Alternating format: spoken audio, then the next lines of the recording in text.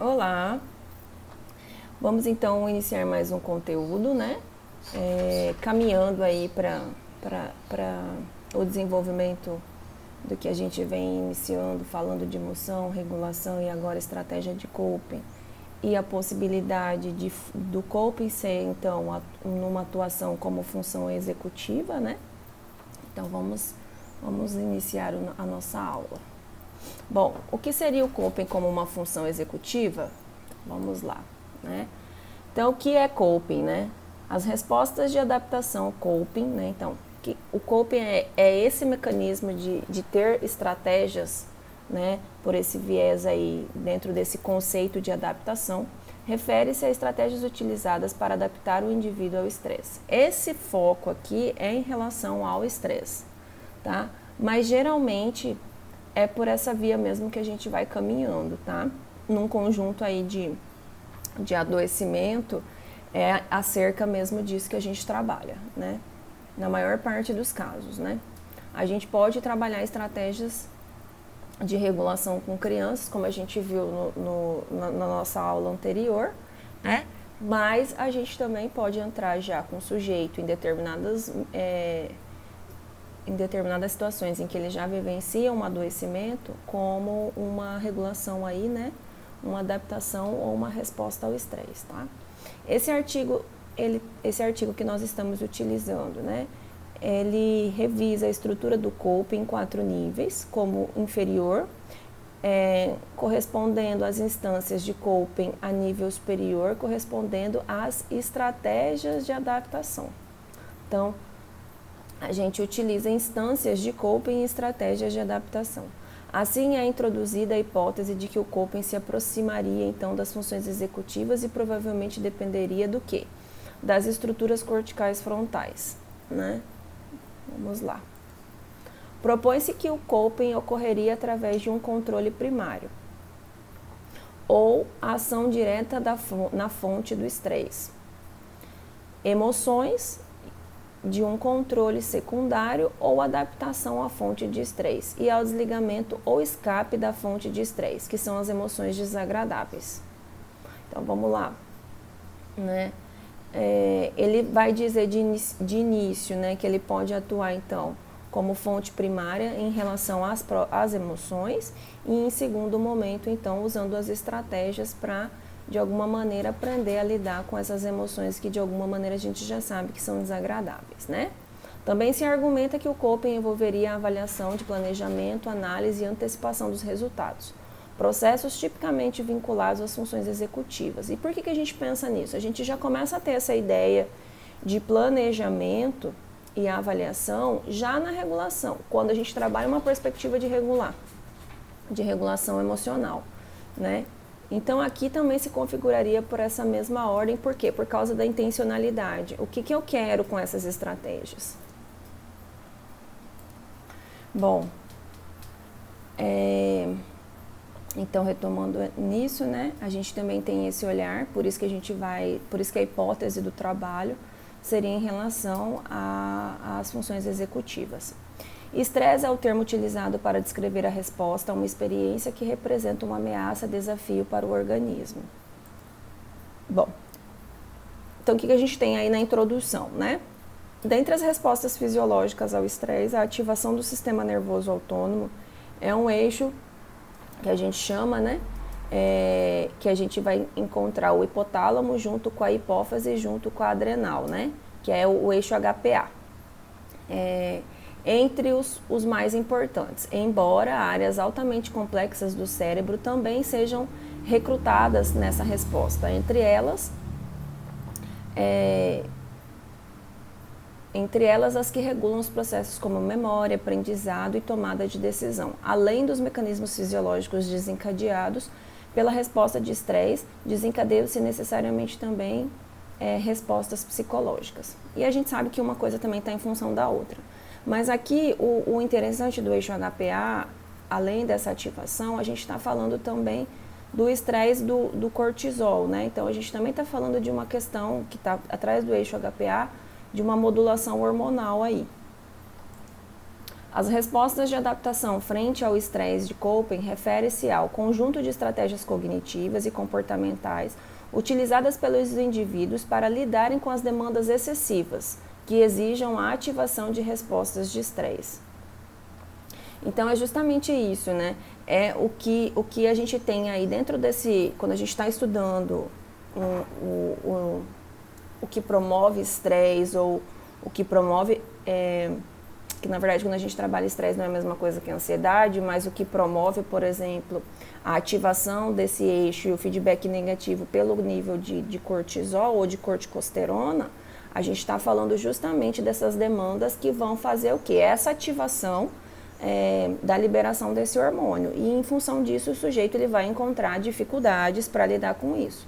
Né? Então, por isso que ele fala, bom, a gente vai estar pensando aí, frente a algo que é estressor para o sujeito, quer dizer, a situação,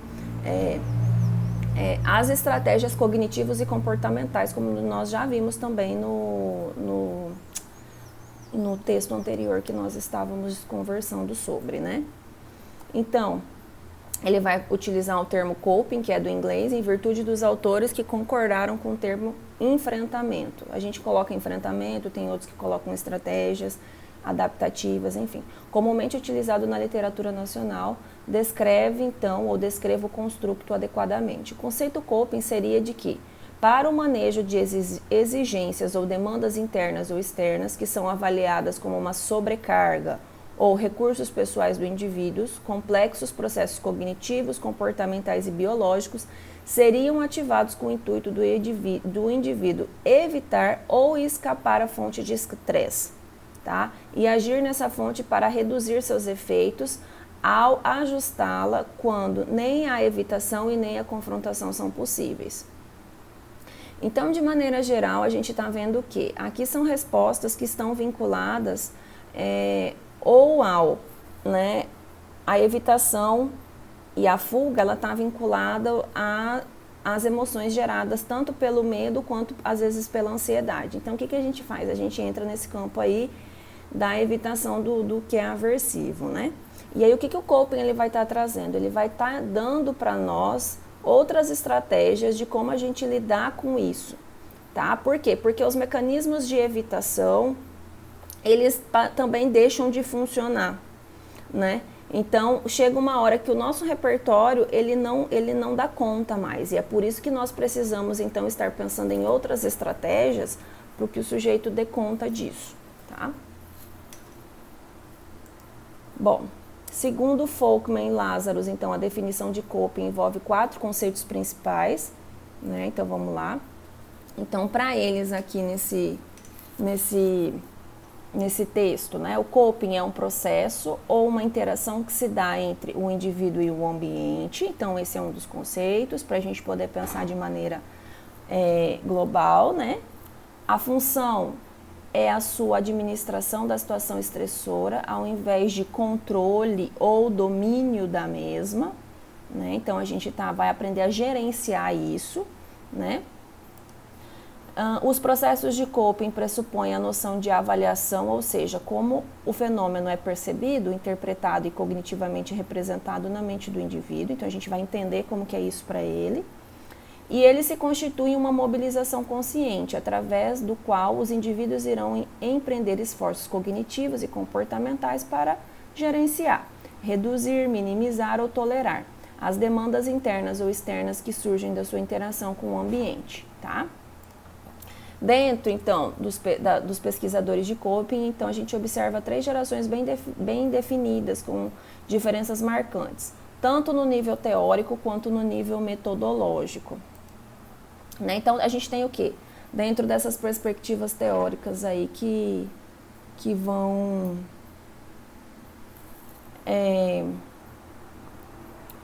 estar, né, falando sobre a temática. A primeira geração refere-se a pesquisadores vinculados à psicanálise e psicologia do ego, que conceberam o coping como correlato aos mecanismos de defesa.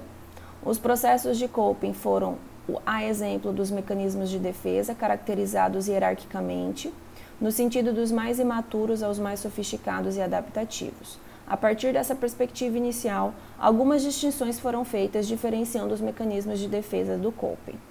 Tá? Então, a gente tem aí essa primeira geração que de alguma maneira estava vinculado o quê? E é uma coisa que a gente também já viu no outro texto anteriormente, que falar desse assunto também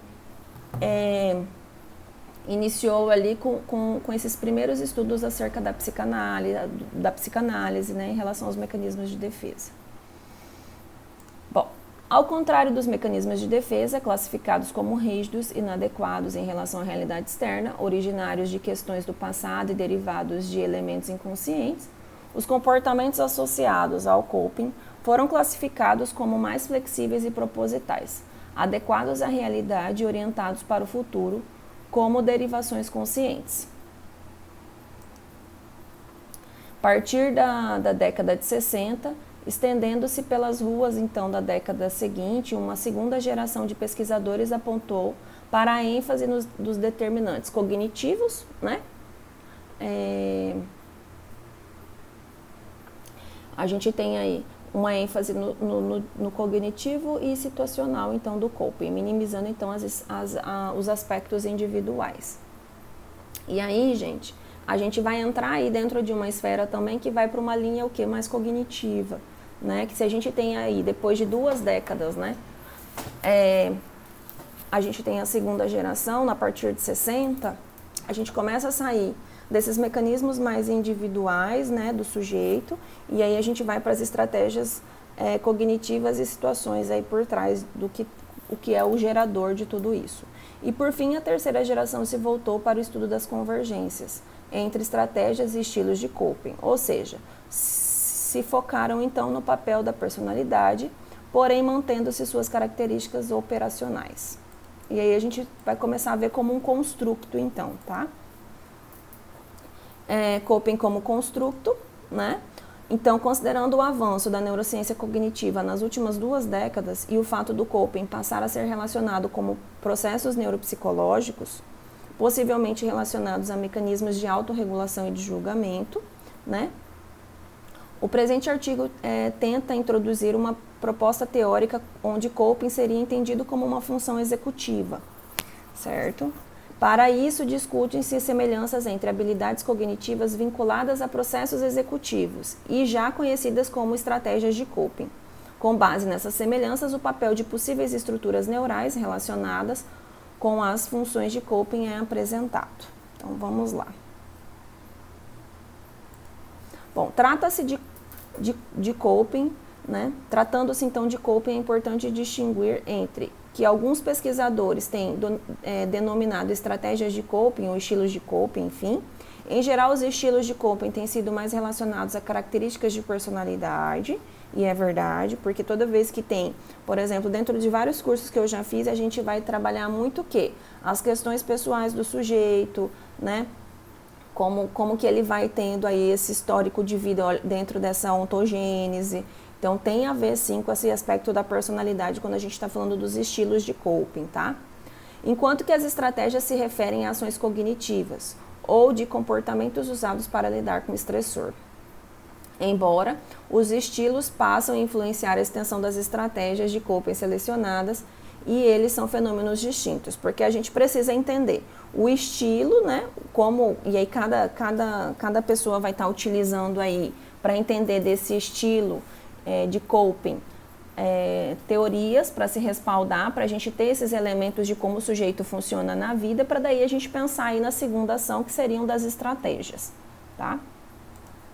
De maneira geral, as estratégias consistem em categorias básicas, usadas para classificar as pessoas, né, que se adaptam frente a um estressor, como busca de ajuda. Então, buscar ajuda é uma estratégia, ruminação é uma estratégia, resolução, negação e reestruturação cognitiva. São perspectivas aí que a gente está falando dentro das estratégias utilizadas. Todavia, há uma falta de consenso na literatura sobre quais seriam essas categorias, simplesmente pelo fato de ser difícil comparar e acumular resultados oriundos de diferentes estudos.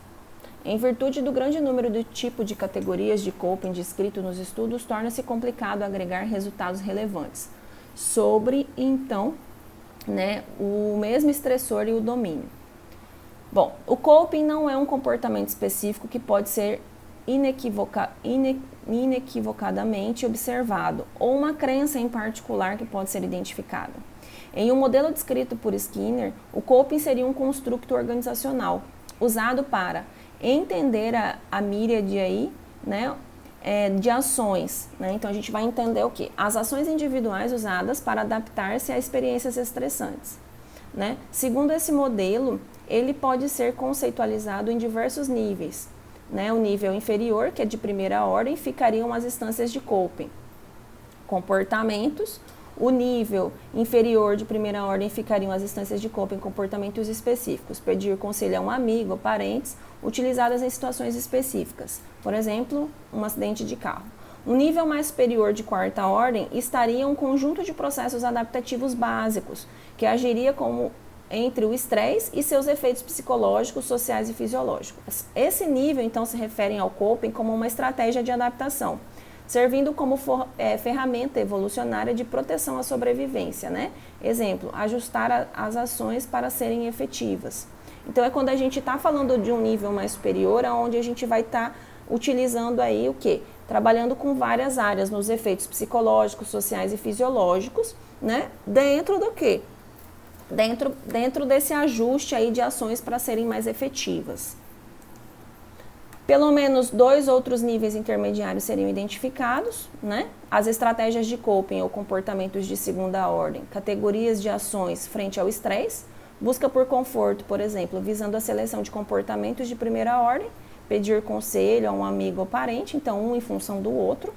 As famílias de coping ou comportamentos de terceira ordem, categorias de ordem superior, que englobariam as estratégias de coping de acordo com suas funções adaptativas, então, busca por suporte social, assumindo um caráter multidimensional e multifuncional, né? Bom, e aqui ele vai apresentar para a gente que está no texto de vocês essas instâncias, tá? Então, aqui, primeira instância de coping, as estratégias de coping, né?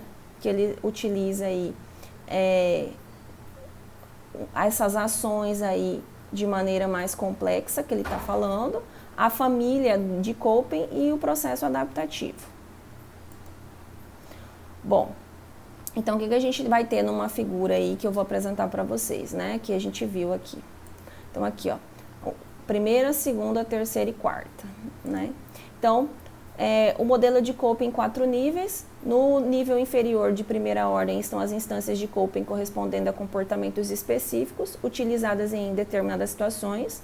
Então, pontualmente você ter esse comportamento e você vai lá e recorre a um auxílio de alguém, né? Como ele colocou, de um amigo, enfim.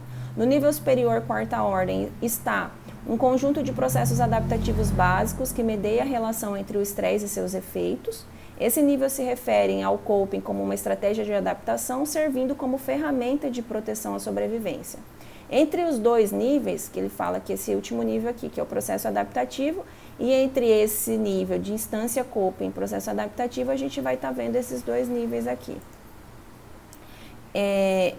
Deixa eu só voltar. Entre esses 2 níveis estão as estratégias, né? Segunda ordem, que corresponde às categorias de ação, frente ao estresse, e a família coping, que é a terceira ordem, corresponde ao conjunto de estratégias que o sujeito tem ou que a gente vai utilizar no repertório com esse sujeito.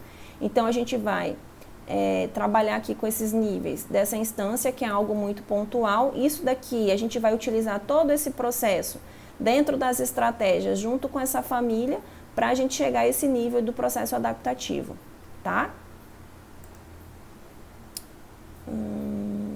Bom, se observarmos os processos adaptativos relacionados com as famílias de coping sobre a ótica da neurociência cognitiva, poderemos notar que a maioria desses processos poderia ser relacionadas com tarefas cognitivas específicas empregadas em estudos neurofuncionais, particularmente tarefas de função executiva. Isso sugere que os processos de coping poderiam estar intimamente relacionados com as estruturas cerebrais envolvidas nos processos executivos, né?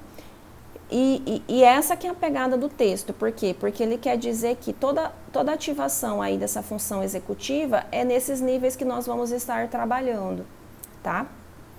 Quando ele está colocando, né, o que a gente vai ter que fazer do que é aqui, ó, da família coping, que está entre o primeiro e o quarto nível que ele coloca, né?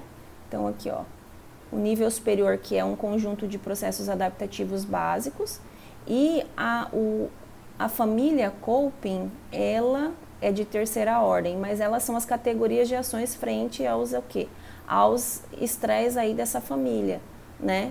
Que corresponde a um conjunto de estratégias de coping. Então, primeiro eu tenho um conjunto de estratégias que está aqui, né? E aqui eu vou entender qual que é essa família, né? Que tipo de estratégia eu estou utilizando no meu repertório.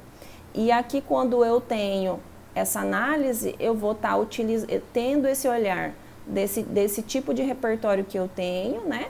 Junto com as estratégias que eu utilizo, para mim estar vendo o que é adaptativo, o que é funcional e o que não é. E aí ele fala que ao mexer nessas mudanças, ao eu atuar no nível cognitivo e comportamental, mas principalmente no nível cognitivo do sujeito, fazer com que ele pense por uma outra via, execute determinadas funções, porque tudo é planejamento, a gente estaria então tendo a função estaria também ocupando o lugar de função executiva.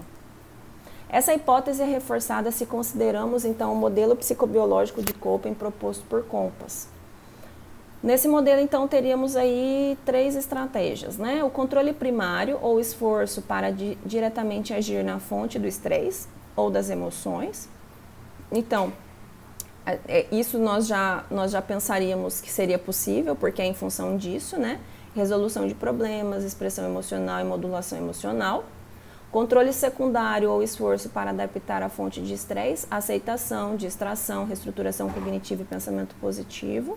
Né? Isso aqui também é um outro. E o desligamento ou esforço para escapar da fonte de estresse ou emoção negativa, evitação, negação e raciocínio emocional. Né? O coping por controle primário ou secundário estaria associado positivamente às medidas neuropsicológicas do controle inibitório. Sim, e aí a gente trabalha, por exemplo, com quem tem impulsividade, né? Que é uma das características que mais aparecem também. Então, quando a gente trabalha a regulação emocional, por exemplo, junto com as estratégias, né? Para que o sujeito ele vá dando conta aí desse meio de impulsividade, enquanto o coping por desligamento seria relacionado com prejuízos nas funções inibitórias, que é isso que eu estou dizendo. Então, uma das características que a gente vai acabar olhando é por essa frequência aí, pela uma via mais impulsiva, tá? Mas, enfim, aqui no caso, como ele coloca, daria certo para a gente começar a pensar, então, o coping como o quê? Uma estratégia de função cognitiva ou como uma atuação nas funções executivas.